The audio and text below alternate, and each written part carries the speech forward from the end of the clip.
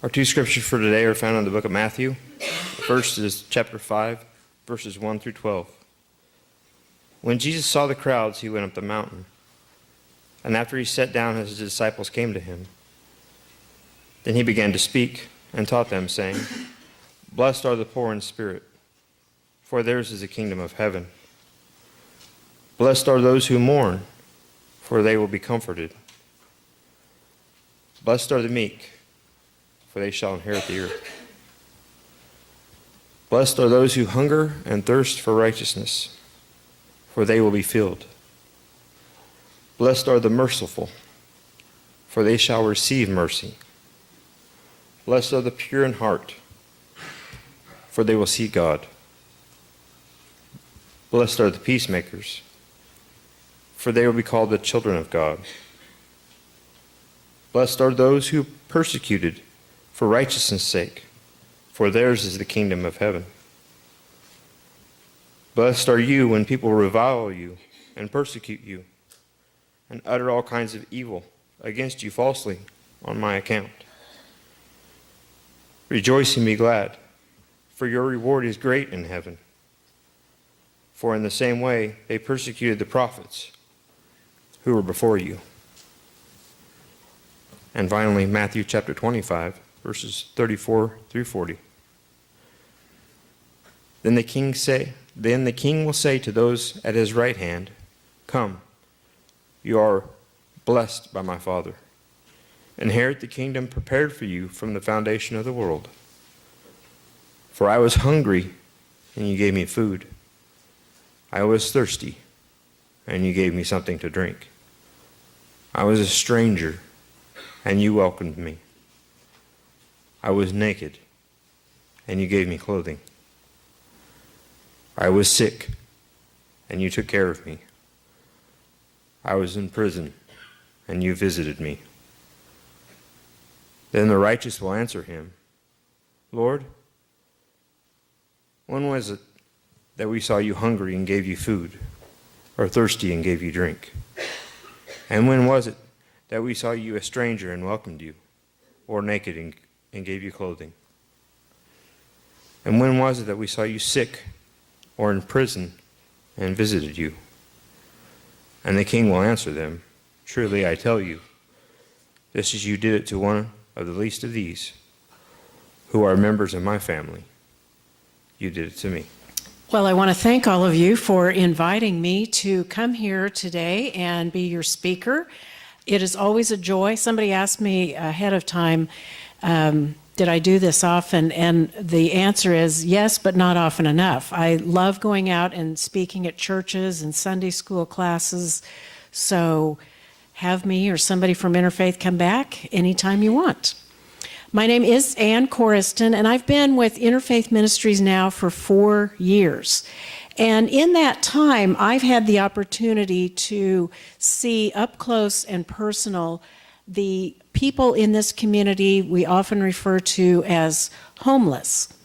Some of them are situationally homeless. That is, they may have been evicted recently from an apartment, or they may have had a relationship situation that went sour, and they find themselves having to move out suddenly or leave suddenly. And then there are the people who are the chronically homeless, who are dealing with severe issues, I would say, of mental health and alcohol and or drug addiction. So they have a lot of challenges that they're dealing with. And how we respond to that as an organization in this community is by offering what we call the spectrum of housing services. Obviously, for people who find themselves suddenly homeless, an emergency shelter is a good start. We offer that at the Interfaith Inn, which is located at 320 East Central, just across the street from the cathedral and next door to the Lord's Diner. We also have a special shelter called the Safe Haven. If you ever eat at the Artichoke, we're on the north side of the Artichoke parking lot, And that is a smaller shelter for people who have severe mental illness and are also chronically homeless. The third shelter we operate, some of you may be familiar with, it's called the Warming Souls Winter Shelter. And that is there are 2 locations for that shelter. Interestingly, that shelter started about 25 years ago when some pastors in downtown Wichita said, you know, this winter is expected to be very cold. This was the winter of 1990. And they said, it's going to be very, very cold, and how are we as downtown pastors, people of faith, going to help alleviate folks so that nobody freezes to death? And the response they came up with was to provide shelter, donating the space in their buildings for 1 month at a time. And they did that. They had volunteers who helped with that. And over time, that became known as the Warming Souls Winter Shelter. And Interfaith Ministries staff was instrumental right from the beginning in helping with that. We've learned a lot of things in 25 years, and some of you are asking me also about Sandy Swank. She still works for us. She's been with us since 1990, since that first year we had the winter shelter, and she is currently our Director of Housing and Homeless Services. So she knows a lot about the kind of folks we serve and how to best help them, and I'll get to that in a moment. But the Warming Souls Winter Shelter is an excellent ministry for churches because we provide a meal in the evening. And we have a men's shelter located at 841 North Market, and the women's shelter is at 841 North Broadway. It's inside the Safe Haven. We learned a long time ago you need to separate the men and the women. There just tends to be drama in this population, a lot of drama and unnecessary drama. So we separate them. And the ministry is that churches provide a meal, dinner, and then breakfast the next morning. Some churches provide a hot breakfast, but very often it's just it's cereal and milk, and that's great to get people on their way. And it's in this place that you have the opportunity to meet and serve up close and personal the people who are affected by chronic homelessness. And what I have often felt as I am in the room with these people, mainly the men, is I have often felt that Christ is right there in that room with us. He is there in the form of people who are unwashed, unshaven, unclean, and often unloved and unnoticed. And I think one of the greatest gifts we can give to people, in addition to obviously food and drink and clothing, is the gift of kindness, is the gift of acknowledging their presence, to not look away when you see them, and to not be ashamed or embarrassed, but by acknowledging their presence and looking at them in the eye and saying, hello, how are you today? And sometimes you even say, what's your name? You know, you're not talking about why are you homeless, why are you here, what went wrong. You're just acknowledging them. I think one of the greatest sorrows in life is when people feel they don't matter to anyone. And I think that is often the case with some of the folks who are homeless. Maybe they had a tough childhood. Maybe they didn't have good support in their lives, good friends, good caring parents, good relatives, and maybe they were lost. And so that being lost, it stays with them into adulthood and often gets worse. So it is very, very difficult to solve all of that, and there are there are a lot of different theories on how to solve that. But what I can tell you is it is a very good first step to acknowledge people, to be welcoming, just as I was welcomed when I came into your church for the first time today. You were all very friendly, very welcoming, very gracious, asked if I needed any help, visited with me. And that's the kind of welcome that our homeless friends and neighbors need. Now, Sometimes they'll ask you for money. I don't think that's a great idea. And remember, in the scripture, it never said when I needed money, you gave it to me. It said when I was hungry, you gave me food, and when I was thirsty, you gave me to drink. Sadly, with the kind of issues, addiction issues that our folks have, very often they will take cash and use it to just kind of fuel the addiction. So what I always recommend is that if somebody stops you and asks you for cash, you just say, I'm not able to do that for you now, but I can tell you there are places downtown that provide meals. Of course, there's the Lord's Diner that serves a dinner every night, 365 days a year. But what I have found is that very often when you say you can't give them cash, they're really not interested in hearing what else is available. So that's just something I've learned since coming to work at Interfaith Ministries. Now, our Warming Souls Winter Shelter is open for another 2 months, so we're over the halfway mark. And how do we help folks in addition to meeting their immediate needs of having a place to sleep that is safe and warm and off of sleeping on the streets? We work with these individuals to talk to them about the causes of their homelessness. Are there some barriers that they need assistance with? Very often, many of them qualify for housing programs, local housing programs that provide them with an apartment for a year or two with the expectation that they will begin to apply for either disability income if they do have a disability, or they will get back on the road to start working. So we have staff who are very savvy in that area. And I will also tell you they have good, they're very good at spotting baloney when people, want to tell them, well, I can't do this and I can't do that. We have people on our staff who were once homeless themselves. And I'm very proud that we are able and committed as an organization to hire formerly homeless. And so they are really good at spotting when somebody is kind of spouting off with a little bit of deception or unwillingness. They're really able to sit down and say, look, this is what we expect you to do. This is what you committed to do, and you need to go do it. So that is part of how we help people too, is we are caring and we have empathy, but we also say, I can't care about this more than you do. And I think that's very, very important, because when you take on that person's problem, then they may feel they don't have to take care of it themselves. Hey, you're doing it for me. You're taking care of it for me. And that's not the case. That's not what we're here to do. I can't care about your sobriety, your homelessness, whatever issues you have. I can't care about that more than you do. So let me give you an example of some folks we've dealt with over the years.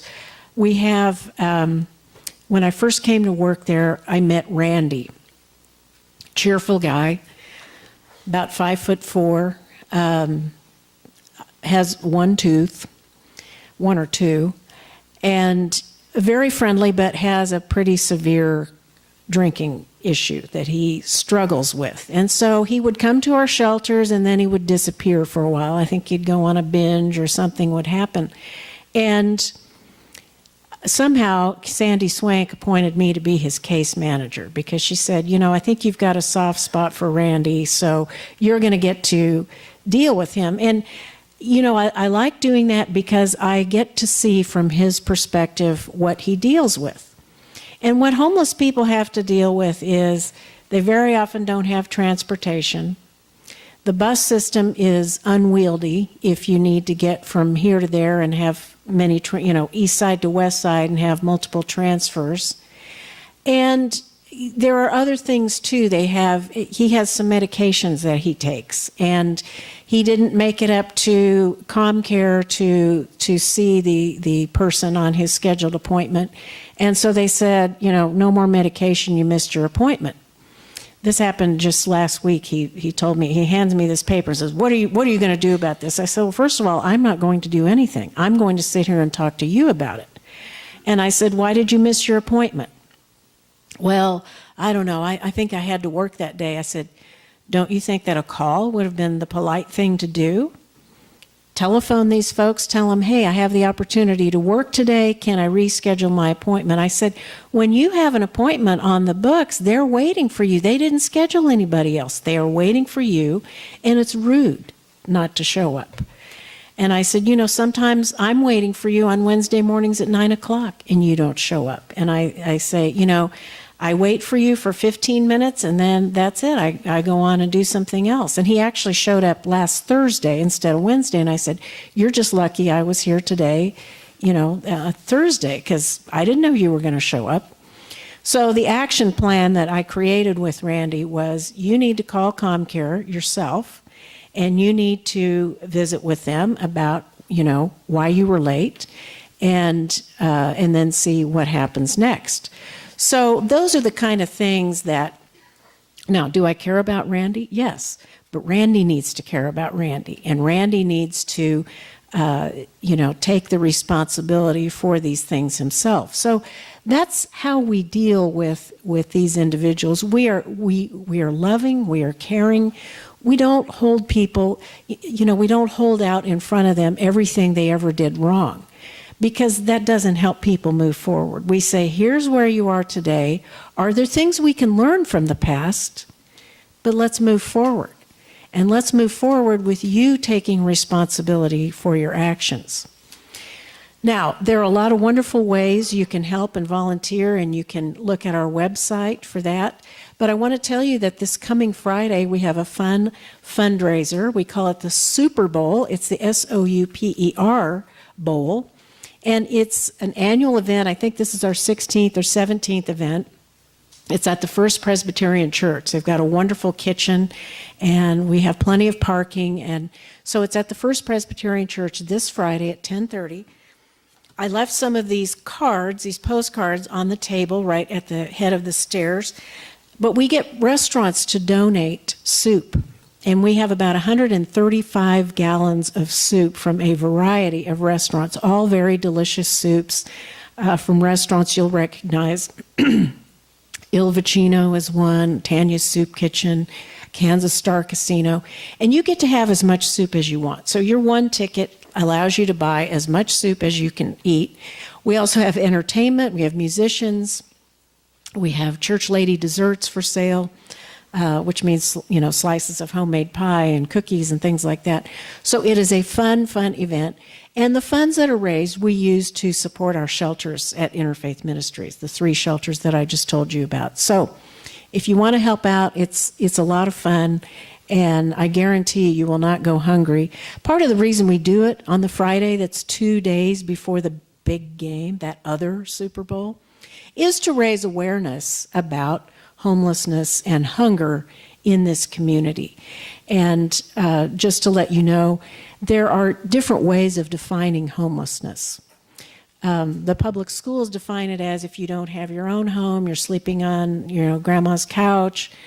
They would consider that for a student being homeless. The Department of Housing and Urban Development defines it a little more strictly. They think you're not homeless if you have somebody's couch to sleep on, but if you're sleeping in a place that's unsafe, a car or a doorway or the backyard or something like that. So what I will tell you is that every year there's a count that is taken at the end of January. We just had it on, I think it was Thursday of this past week. And it is a very concerted effort to count the number of people in this community who are homeless by the Housing and Urban Development definition. And last year it was around 620, 630. I don't know that will change very much. And I know there are a lot of efforts nationally to end homelessness, which is worthy and noble. I just think realistically from the perspective I have, I don't think you will ever be able to end homelessness unless you can end all the root causes of it. And I think ending mental illness, ending addiction issues, that's taking on something pretty tough. So I think we're always going to be around helping people in whatever capacity we can. But I want to let you know we can't do it without good people like you, good people who pray for us, who volunteer for us, and who support us financially. So thank you for inviting me to come here and speak. And I will be attending the luncheon if any of you want to ask me questions later today. And like I said, if you're interested in the Super Bowl, there's a stack of these outside the door. Thank you, and may God bless every single one of you.